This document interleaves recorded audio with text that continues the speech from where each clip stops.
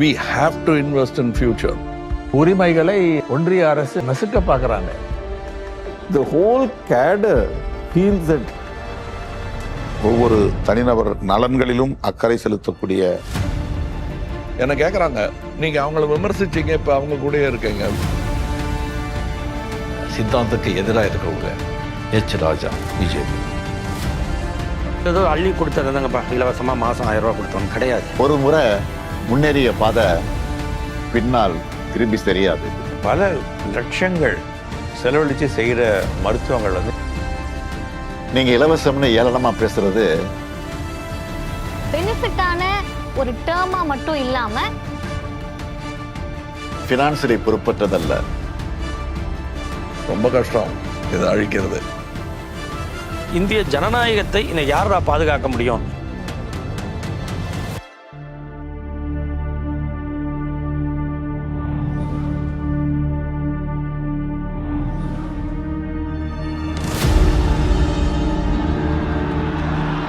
இந்த மண் எப்பவும் போராடிட்டே தான் இருந்திருக்கிறது.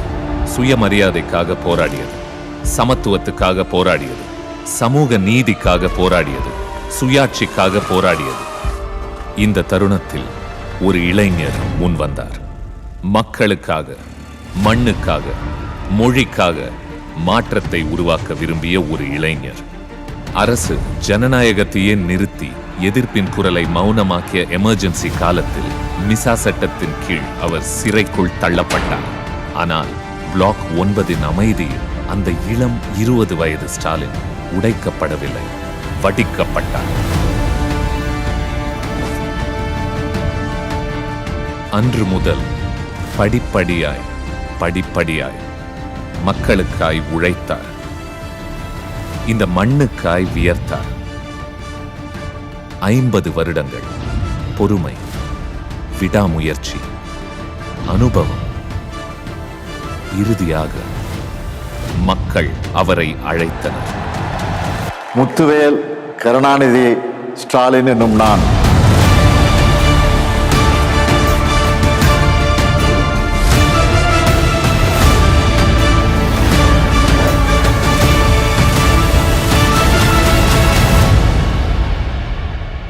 தமிழ்நாட்டின் முதலமைச்சர். இவரை புரிந்து கொள்ள இவரின் கருத்தியலை புரிந்து கொள்ள வேண்டும். இவரின் கருத்தியல் திராவிட மாடல். இது எல்லாருக்கும் எல்லாம் என்ற இலக்கை அடைய எடுக்கிற சின்ன சின்ன படிகள். இது வெறும் நிகழ்வல்ல, ஒரு தொடர்ச்சி, ஒரு நடைமுறை, ஒரு பயணம். டிராவிடியன் மாடல் என்பது சமத்துவம் என்கிற கோட்பாட்டை அடிப்படையாக கொண்டது. நீ என்ன சொல்லி ஸ்கூலுக்குள்ள வரக்கூடாது, தெருவுக்குள்ள வரக்கூடாது, கோவிலுக்குள்ள வரக்கூடாதுன்னு சொன்னியோ அத்தனையும் உடைச்சதுக்கு பேர் தான் திராவிடம். படிக்க வழி இல்லாமல் இருந்த என் தோழன், என் தம்பி, என் மகன் இன்று படிக்கிறான். ஆனால் இன்று நாம் வாழும் வாழ்க்கை இன்னும் நேற்று இருந்ததை விட சிறப்பாக இருக்கிறது. அதுதான் இப்போ எல்லா சமூகமும் படிக்க முடியும், எல்லாருக்குமான கல்வி வாய்ப்பு இருக்கும், அதுக்கு தகுந்த மாதிரி கல்வி கட்டமைப்பும் இருக்கும். அந்த சூழலை உருவாக்கி இருக்கிறோம்ல, இதுதான் எல்லாருக்கும் எல்லாம். அனைத்து பாகுபாடுகளையும் கலைந்து எல்லா தரப்பு மக்களும் சமமான வாய்ப்புகளை பெறவும் வளர்ச்சியை பெறவும் இந்த அரசு திராவிட முன்மாதிரி அரசு என்று பிரகடனம் செய்திருக்கிறார். பெனிஃபிட்டான ஒரு டேர்மா மட்டும் இல்லாம கருத்தியல் ரீதியான ஒரு சொல் இது. அந்த சொல்லை நாங்கெல்லாம் இன்னைக்கு சொல்லிக்கிட்டே இருக்கோம், திரும்ப சொல்லிக்கிட்டே இருக்கோம்னா அதுக்கான கட்ஸ் வந்து சிஎம் கிட்ட இருந்து வருது. இதோட அடிப்படை லாஜிக் எளிமையானது. நம்ம வளர்ச்சி திட்டங்கள், நலத்திட்டங்கள், ஒதுக்கீடுகள் எந்த பிரிவு மக்களை விட்டுடுச்சுன்னு பார்த்து அதை சரி செஞ்சிடணும். இதுதான் தொடர்ச்சி, இதுதான் நிஜ சமூக நீதியின் தன்மை. ஒரு முறை முன்னேறிய பாதை பின்னால் திரும்பி தெரியாது. ஆட்சி காலத்தில் அவர் வந்து பல திட்டங்கள் தீட்டியிருக்கிறாரு. ஆனால் அதனுடைய அடிப்படை தீம் ஒரே வார்த்தையில் சொல்லிடலாம், மனித நேயம்.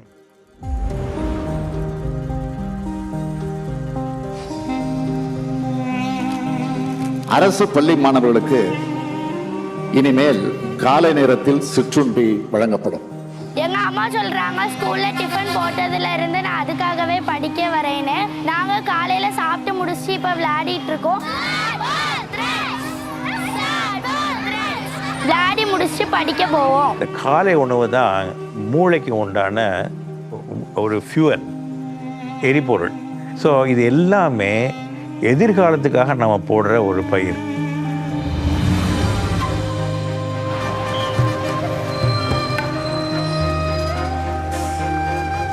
முன்னெல்லாம் நடந்தே போகணும், இல்லைன்னா விட்டுடணும், இல்லைன்னா வண்டியில் போகணும். வண்டியில் போனால் செலவு தானேங்க.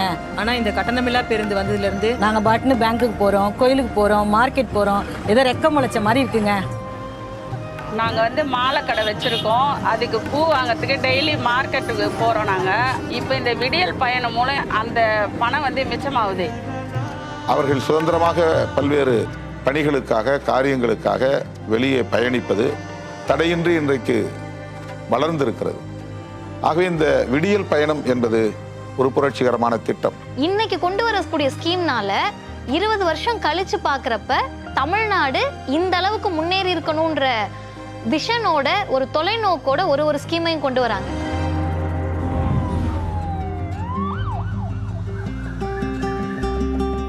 ஒவ்வொரு மாதமும் சுகாதார மையத்திலேருந்து எங்களை நல்ல முறையாக கவனிச்சுக்கிறாங்க.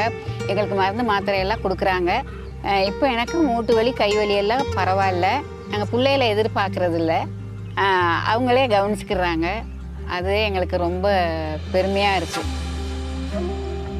மாதம் வீட்டுக்கு கரெக்டாக வர்றாங்க சார். வீட்டில் சுகர், பிபி எல்லாம் செக் பண்ணுறாங்க, மாத்திரை மருந்து கொடுக்குறாங்க. எங்கள் குழந்தைகளை நாங்கள் நம்பி இருக்க வேண்டிய அவசியம் இல்லை. அவங்களே தாத்தா ராஜு தான் பிரியமாக பேசுகிறாங்க. எல்லாம் எங்களுக்கு நல்லா செய்கிறாங்க. நல்லா இருக்கிறோம் நாங்கள். இப்போ பல லட்சங்கள் செலவழித்து செய்கிற மருத்துவங்கள் இன்றைக்கி இலவசமாக சமுதாயத்தின் அடியில் இருக்கிற ஒருத்தனுக்கு போய் சேரக்கூடிய ஸ்கீம். படிப்பும் வேலை வாய்ப்பு நம்மோட உரிமையை கிடந்து எழுந்த இனம் தான் நம்முடைய திராவிட இனம். எத்தனை தடைகள் வந்தாலும் படிப்பை மட்டும் நீங்க யாரும் கைவிடக்கூடாது. நான் இங்கே டிப்ளமோ இன் மெக்கானிக்கல் இன்ஜினியரிங் படிச்சுட்டு இருக்கேன். எனக்கு இது வெறும் ஒரு சிஎன்சி ஆப்ரேட்டர் சர்டிஃபிகேட் மட்டும் இல்லை, எனக்கு இது ஒரு ஜாப் ஆஃபர் லெட்டருக்கு சமம். நார்மல் ஸ்கீம்ஸ் வரதுக்கு முன்னாடி எங்களால் தியரிட்டிக்கல் பேப்பர்ஸில் தான் ஃபோக்கஸ் பண்ண முடிஞ்சது. ஆனால் இந்த ஸ்கீம் வந்ததுக்கப்புறம் எங்களால் ப்ராக்டிக்கலாக நிறைய விஷயங்களை கற்றுக்க முடிஞ்சது.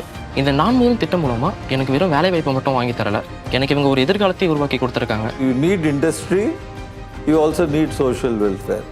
அந்த அடிப்படையில் தான் Tamil Nadu has grown so well. இன்றைக்கு இந்தியாவிலேயே HDI என்று சொல்லக்கூடிய ஹியூமன் டெவலப்மெண்ட் இண்டெக்ஸ், அந்த குறியீட்டு மதிப்பீட்டில் தமிழ்நாடு முதலிடத்தை வகிக்கிறது என்கிற அளவுக்கு இது சிறப்பை பெற்றிருக்கிறது.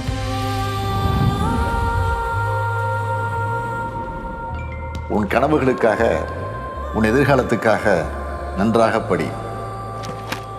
இது வெறும் என்னோட பாக்கெட் மணி இல்லை, என்னோட ஆன்லைன் ஃபீஸ்க்கான ஒரு டேட்டா பேக்கு.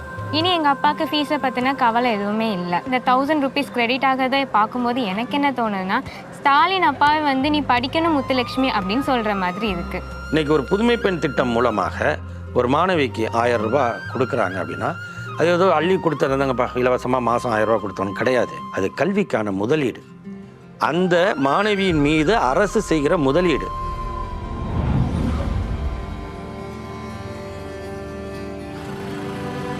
ஒவ்வொரு மாதமும் வர்ற இந்த 1000 ரூபா பணம் அது என்னோடது, என் பேரில் எனக்காக என் அக்கௌண்ட்டில் வருது.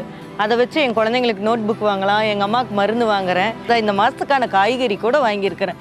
யாரையும் எஞ்சி நிற்க வேணாம், நிமிர்ந்து நிற்கிறேன். மகளிருக்கான உரிமையை கொடுக்கணும், அவங்க உழைப்பு அங்கீகரிக்கணும். உருவாக்கின திட்டம் தான் இந்த கலைஞர் மகளிர் உரிமை திட்டம். இப்போ இது ஜஸ்ட் 1000, வெறும் 1000 ரூபாய் கிடையாது.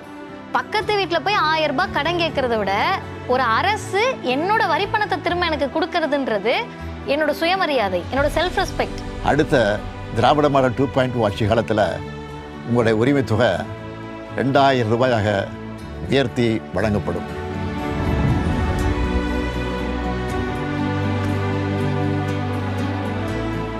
இது வெறும் கருவி இல்லை, என் டிசைன் லேப், என் கோடிங் பிளாட்ஃபார்ம், உலக ரிசர்ச் பேப்பர் படிக்கிறதுக்கான ஒரு லைப்ரரி.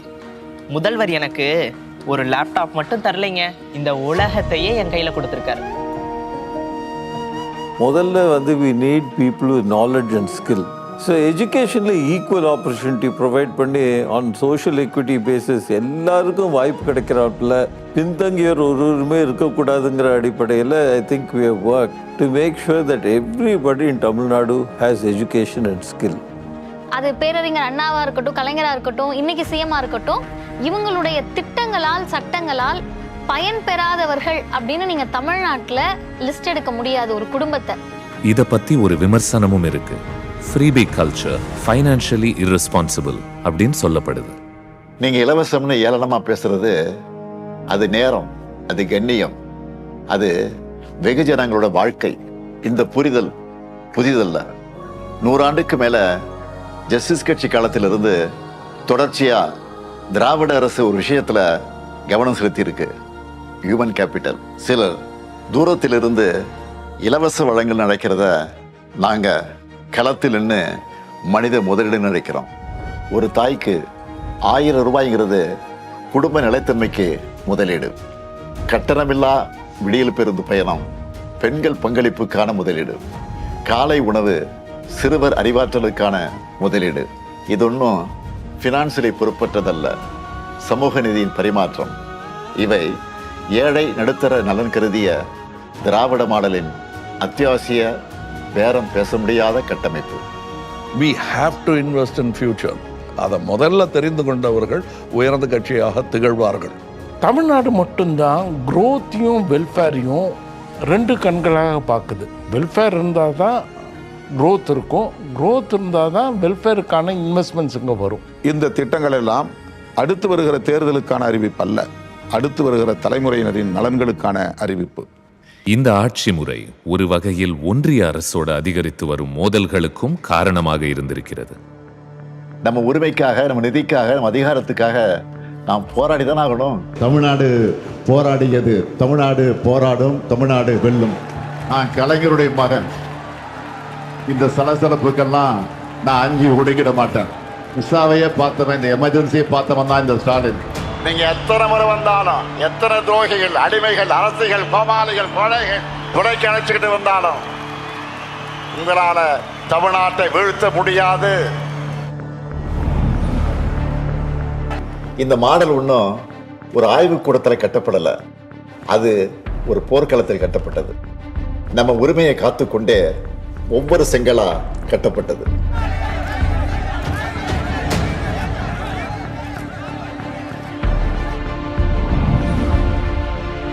ஒரு அரசாங்கம் என்ன உரையை கொடுக்கிறதோ அதை படிக்க வேண்டியது தான் ஆளுநர் வேலை. அதுக்கு பேர் தான் ஆளுநர் உரை. தென்னிந்திய மாநிலங்களில் அது ஒரு முக்கியமான விஷயங்களாக இருக்குது. ஏன்னா கேரளாலையும், இப்போ இன்னைக்கு கர்நாடகாலையும், தெலுங்கானாலையும் அவங்க உரிமைகளை ஒன்றிய அரசு நசுக்க பார்க்குறாங்க. கவர்னர், ஆளுநர் மூலம். ஆளுநரை விட மக்களால் தேர்ந்தெடுக்கப்பட்ட அரசுக்குத்தான் அதிகாரம்ங்கிறத நீதிமன்றங்கள் சொல்லிடுச்சு. அப்போ அந்த அரசியல் சட்டத்தை காப்பாற்றக்கூடிய ஒரு மாநிலமாக, ஒரு வழிகாட்டியாக, இன்னும் சொல்லப்போனால் இந்திய ஜனநாயகத்தை இன்னும் யாரா பாதுகாக்க முடியும் அப்படின்னா தமிழ்நாட்டை தான் திரும்பி பார்க்குறாங்க எல்லாரும். கவர்னரோட போராட்டம் நம்ம ஒவ்வொரு வளர்ச்சி திட்டத்தின் அத்தியாயம். இது திராவிட மாடலின் பேரம் பேச முடியாத விலை. இந்தி மொழிக்கு தரப்படக்கூடிய முக்கியத்துவம் என்பது மற்ற மொழிகளை புறக்கணிப்பதாக மட்டுமல்ல, அழிப்பதாகவும் அமைந்திருக்கிறது. இந்தியை ஆட்சி மொழியாக, அலுவல் மொழியாக மட்டுமல்ல, அதிகாரம் செலுத்தும் மொழியாக பாஜக அரசு உயர்த்தி கொண்டே இருக்கிறது. உலக நாடுகளோடு போட்டி போடுறதுக்கு என்ன தேவை? ஆகச்சிறந்த அறிவு தேவை. அந்த அறிவுக்கு எந்த மொழியை கத்துக்கணும் அப்படின்னு கேட்கறத விட எந்த பாடத்தை கத்துக்கணும்ன்றது தான் இருக்கு. மொழியா பாடமா? பாடம்ன்றது subject, science subject, maths subject, ஹிந்தின்றது மொழி. அப்போ ஒரு குழந்தைக்கு படிப்பு எதை கொடுக்கணும்னு கேட்டால் சப்ஜெக்ட் நாலேஜை கொடுக்கணும். 50 வருஷத்துக்கு முன்னாடி தமிழ்நாடு எங்களுக்கு 3 மொழி வேணாம் 2 மொழி போதும்னு சொன்னதுனால தான் பஞ்சம் பட்டினியில் முதன்மையாக இருந்த மாநிலம் இன்றைக்கு படிப்பறிவில் முதன்மையாக இருக்கிறது. நம்ம குழந்தைகளுக்கு 3 மொழி கற்றுக் கொடுக்கணும்னு சொல்கிறாங்க. முடியாது. நம்ம 2ஐ பாதுகாப்போம், தமிழ் மற்றும் ஆங்கிலம். இதில் எந்த மாற்றமும் இல்லை.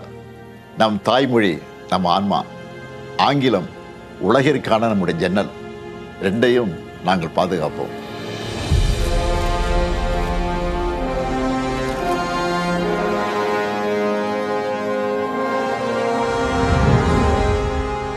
அதாவது ஒரு ஆட்டோக்ராட்டிக் கவர்மெண்ட் சென்டரில் இருக்குது மோடி அரசாங்கம். அதோட எப்படி உறவு நடத்துறது, எந்த விஷயங்களில் அவங்களோட ஒத்துழைப்பு கொடுப்பது, எதில் எதிர்க்க வேண்டும், you have to pick your battles என்று சொல்வார்கள். நம்ம கான்ஸ்டியூஷன்லேயே முதல்ல சொல்லப்படுற ஒரு விஷயம் வந்து India is a union of states. அனைத்து மாநிலங்களும் சுயாட்சியை பெற்றவையாக இருக்க வேண்டும். அனைத்து மாநிலங்களும் இணைந்து நடத்தும் கூட்டாட்சி அரசாக ஒன்றிய அரசு செயல்பட வேண்டும். CM Stalin and I, along with other southern leaders, are asserting that fairness is not a regional demand, but a constitutional imperative. Double engine சொல்லி வடமாநில மக்களை ஏமாற்றி அவங்க வாழ்வாதாரத்தை அழிக்கிற உங்க டப்பா இன்ஜின் தமிழ்நாட்டில் ஓடவே ஓடாது. அதாவது சென்ட்ரல்லையும் யூனியன்லேயும் வந்து பிஜேபி, ஸ்டேட்லேயும் பிஜேபி. ஆனால் நாம் போகிற ஃபாஸ்ட்டாக அவங்களால போக முடியல. நம்ம அடைஞ்சிருக்கிற வளர்ச்சியை அவங்க அடைய முடியல. ஆளுநர்கள் மூலமாக மாநில அரசுகள் செயல்படாமல் தடுக்கும் நிலையில் இந்தி திணிப்பின் மூலமாக, நிதி நெருக்கடிகளின் மூலமாக, தொகுதி மறுவரை என்ற சதியால், ஜிஎஸ்டியால் தமிழ்நாடு அனுபவித்து வரும் நெருக்கடிகளிலிருந்து மீள ஒரே மருந்து மாநில சுயாட்சி தான். நாம் தான் இதை செய்ய வேண்டும். நம்மை விட்டால் இதை செய்ய யாரும் இல்லை.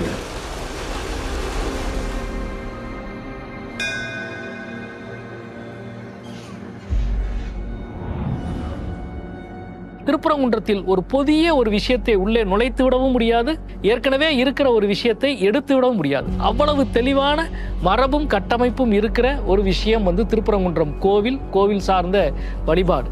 காலகாலமாக அங்கே கோவில் அறநிலையத்துறையால், இந்த அறநிலையத்துறையால் தீபம் ஏற்றப்பட்டு கொண்டிருக்கிறது. மக்கள் வழிபாடு நடத்தி கொண்டிருக்கிறார்கள்.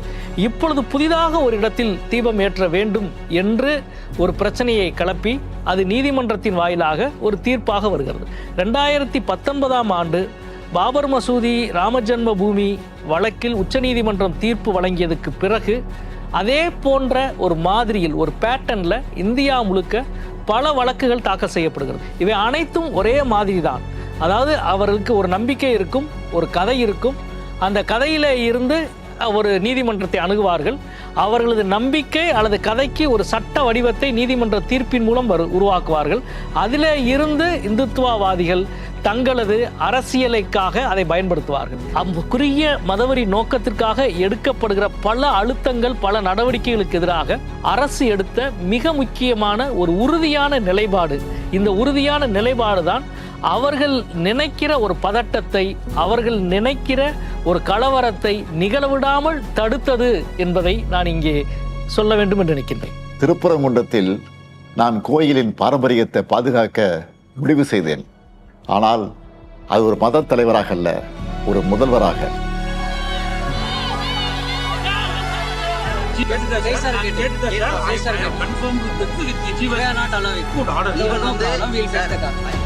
மக்களின் நம்பிக்கையை அரசியலுக்கு அடிபணி விடக்கூடாது என்பதே என் நிலைப்பாடு. இந்த சமத்துவத்தை, இந்த அமைதியை நிலைநிறுத்துவதற்கு மிக உறுதியான அரசியல் நிலைப்பாட்டை எடுத்தது தமிழக அரசும் மாண்புமிகு தமிழக முதல்வர் அவர்களும். பகுத்தறிவு எப்போதும் நம்பிக்கையுடன் முரண்பட வேண்டும் என்பதில்லை. இரண்டும் ஒரே சமுதாயத்தினுடைய இரு முகங்கள். பெரியார், அடிகளார் நட்பு அதற்கு சான்று. That's where tolerance stays. Accept your friend, accept your Muslim, accept your Christian, accept your Hindu. அரசியலில் நான் அனைவரையும் சேர்ப்பது என்ற கொள்கையை கடைபிடிக்கிறேன். வேறுபட்ட நம்பிக்கைகள் இருந்தாலும் நாம் ஒரே மண்ணில் வாழ்கிறோம், ஒரே மொழி பேசுகிறோம், ஒரே எதிர்காலத்தை நோக்கி நடக்கிறோம். அதுவே திராவிட இயக்கத்தினுடைய உயிர் நாடி. இது வந்து பெரியாரோட ஸ்டைலோட கார்பன் காப்பி இல்லை, அண்ணாவோட ஸ்டைலோட கார்பன் காப்பி இல்லை. ரொம்ப முக்கியமாக பார்த்தா கலைஞர், லாங்கஸ்ட் சர்விங் லீடர், அவருடைய ஸ்டைல் டோட்டலி டிஃப்ரெண்ட். இது டோட்டலி டிஃப்ரெண்ட். என் தந்தை கலைஞர் ஒரு மாபெரும் ஆளுமை, சொற்களின் மாமேதை, மக்களின் கவிஞர். என்னால் அவரை போல எழுத முடியாது, அவரை போல பேசவும் முடியாது. ஆனால் என்னால் என்ன செய்ய முடியும்? அவரை போல உழைக்க முடியும், மக்களுக்காக உழைக்க முடியும். அதுவே இப்போதைக்கு போதும். அது கஜா புயல்ல அதிகாரம் இல்லாத ஒரு காலகட்டத்தில் சேத்துல போய் நின்னதா இருக்கலாம். ஒரு துயரமான சூழல்ல நள்ளிரவுல மருத்துவமனை நோக்கி ஓடியதா இருக்கலாம். இப்படி எந்த வகையிலும் மக்களை விட்டு விலகாத ஒரு தன்மை தான் அவருடைய மிகப்பெரிய ஆளுமைக்கான அடிப்படை நினைக்கிறேன். அரசனை ஏறுவதற்கு அவசரப்படாமல் கட்சியில் வந்து ஒரு தொண்டனா, இளைஞர் அணி தலைவனா, ஒரு எம்எல்ஏவா, ஒரு மேயரா, டெப்யூட்டி சிஎம்மாக பணியாற்றி அதுக்கப்புறம் மக்களுடைய பேராதரவுடன் அரசியல் ஏறியவர். வெறும் அரசியல் நோக்கங்களுக்காக மட்டுமே உறவு என்று இல்லாமல் தேர்தலில் வெற்றி பெற வேண்டும், வாக்கு வங்கிகளை பகிர்ந்து கொள்ள வேண்டும் என்கிற அடிப்படையில் மட்டுமே இந்த உறவை பேணாமல் ஒவ்வொரு தனிநபர் நலன்களிலும் அக்கறை செலுத்தக்கூடிய பொறுப்புணர்வு கொண்ட ஒரு தலைவராக அண்ணன் தளபதி விளங்குகிறார். He has this knack of getting around him people who are good and then giving them the freedom. And that's why he is very popular with all the civil servants. எல்லாருக்கும் இவரை பிடிக்கும் பிகாஸ் இவர் total freedom கொடுப்பாரு. நிதானமாக பேசுறது, செயலில் உறுதி காட்டுவது, பலம் காட்டுவது. தமிழக அரசினுடைய கொள்கைகள், நடைமுறைகள் சார்ந்து விமர்சனங்கள் நிச்சயமாக இருக்கும். ஆனால் அந்த விமர்சனங்களை எல்லாம் கடந்து இந்த அரசின் மீதான ஒரு நல்லெண்ணத்தை இறுக பிடித்து வைத்திருப்பதில் மிக முக்கியமான பங்கு வகிப்பது முதல்வர் அவர்களுடைய பண்பும் தனித்துவமான அணுகுமுறையும் நடவடிக்கையும். மாற்றம் தொடுத்து மல்லிகைக்கும் மனம் உண்டு அப்படி. ஸோ அவருடைய சித்தாந்தத்துக்கு எதிராக இருக்கிறவங்க, அவருடைய விமர்சிக்கிறவங்களை கூட அவர் மதிக்கிறாங்க. அதுக்கு உதாரணம், அதுக்கு சமீபத்தில் எச் ராஜா பிஜேபி, அவர் ஸ்டாலின் சார் எப்படியெல்லாம் விமர்சிச்சிருக்காருன்னு சொல்லி எல்லாருக்குமே தெரியும். அப்படி இருந்து கூட அவர் உடம்பு சரியில்லாமல் ஹாஸ்பிட்டல் இருக்கும்போது அவர் போய் நடந்து விசாரித்தார். இதெல்லாம் ஒரு தலைவனுக்கான ஒரு பண்பு, ஒரு கண்ணியமான ஒரு குணங்கள் அது அவர்கிட்ட இருக்கு. என்ன கேட்குறாங்க, நீங்கள் அவங்கள விமர்சிச்சிங்க, இப்போ அவங்க கூடயே இருக்கீங்க. விமர்சனம் தொடர்ந்து கொண்டே இருக்கும். நாளைக்கு அவங்க எலெக்ஷனில் ஜெயிச்சு வந்த பிறகு நான் மறுபடியும் விமர்சனம் தான் சொல்லி தானே ஆகணும். அதுதானே என் குரல், ஒரு சகோதரனின் குரல். எனக்கு வலிக்குதுங்கிறத நான் கவர்மெண்ட்டு சொல்லாமல் வேறு எங்கே சொல்வேன் நான்? அது தெரிந்தும் இந்த கோயிலேஷனில் எனக்கு கொடுக்கப்பட்டிருக்கும் மரியாதை தான் விமர்சனத்துக்கு கொடுக்க வேண்டிய மரியாதையை திராவிட முன்னேற்ற கழகம் உணர்ந்திருக்கிறது. தளபதி அவர்களை ஒரு 40 வருஷமாக தெரியும். It is not a relationship of a businessman to a politician. The whole cadre feels that he is their family member. நட்புக்கு எப்பவுமே மரியாதை கொடுப்பவர், நண்பர்களை மிகவும் மதிக்கிறவர். எனக்கு அவர்கிட்ட ரொம்ப பிடிச்சது ஒரு டிசிப்ளின். அதுக்கு மேலே ஒரு ஆட்டிடியூட் எனக்கு ரொம்ப பிடிச்சது. டிசிப்ளினை விட ஆட்டிடியூட் ரொம்ப முக்கியம். அது பொது வாழ்க்கையில் இருக்கும்போது அது ரொம்ப பிடிச்சது. ஒரு வசீகரமான ஒரு புன்னகை, அதுக்கு புன்னகைக்கு சொந்தக்காரர். சகோதரர் ஸ்டாலின்ங்கிறீங்களா, உங்களுக்கு அவருக்கு என்ன உறவு, கோத்திர பொருத்தம் என்னன்னு கேட்டிங்கன்னா நான் சொல்கிறேன். நாங்கள் 2 பேரும் டார்வின் கோத்திரஸ்ய, the survival of the fittest. அது எலெக்ஷன் பார்க்கறதில்ல, வருஷங்களை எண்ணி பாருங்கள். எங்கள் கோத்திரம் அதுதான், டார்வின் கோத்திரம். ரொம்ப கஷ்டம் இதை அழிக்கிறது. வெவ்வேறு கட்சிகளில் இருந்தாலும் நாங்கள் அந்த கோத்திரம் தான். We will survive and we will continue. அவர்கள் நம்மை சோதிக்கிறார்கள், நாம் வளர்ந்து விடுவோம் என்று. அவர்கள் நம்மை அழுத்துகிறார்கள், நாம் உடைந்து விடுவோம் என்று. கன்னியாகுமரி மண்ணிலிருந்து டெல்லியின் மாளிகை வரை இந்த செய்தி எதிரொலிக்கட்டும். நம் வேர்வையும் கண்ணீரையும் சிந்தி கட்டியிருக்கக்கூடிய இந்த திராவிட மாடல், நாம் அதை பாதுகாப்போம். நம்ம திட்டங்களால் மாற்றிய இந்த தமிழ் உயிர்கள், நாம் அவர்களை காப்போம். நம்ம இதயங்களை வைத்திருக்கக்கூடிய இந்த தமிழ் உணர்வு, நாம் அதை பாதுகாப்போம். இன்று மட்டுமல்ல, என்றென்றும் பாதுகாப்போம்.